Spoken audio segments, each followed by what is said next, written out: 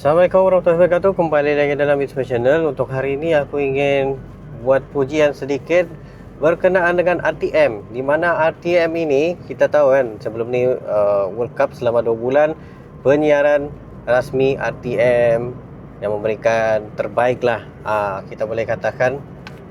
Walaupun ada beberapa hari awal tu ada hiccup, dia delay live itu ini apa semua terkontek-kanting, tapi akhir-akhirnya mereka dapat memenuhi permintaan orang ramai dan sebagainya, menyebabkan mereka ini dapat pujian yang terbaik sebab memberikan yang terbaik lah sepanjang entertainment dan apa semua tu. Dan satu lagi aku boleh puji kan, dorang ni sangat konsisten sampaikan macam setiap kali perlawanan habis kan, contoh 3 pagi habis 3 pagi perlawanan, lepas tu 6 pagi habis, 6:30 pagi tu sudah ada highlight punya laju.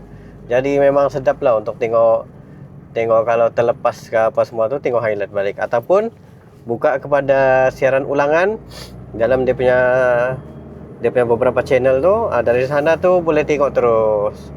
Memang puas hati bos, memang puas hati lah. Sebab bukan selalu dapat tengok aksi-aksi macam gini apa semua ni secara percuma. Selalunya kena bayar itulah, kena bayar langgaran ni lah.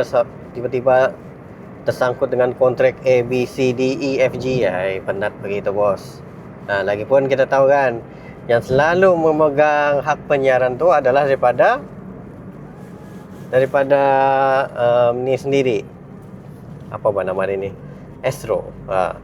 Jadi Astro pun katanya dia buat style dia sendiri, di mana langganan itu adalah fleksibel katanya. Mau jadi macam Netflix gitu.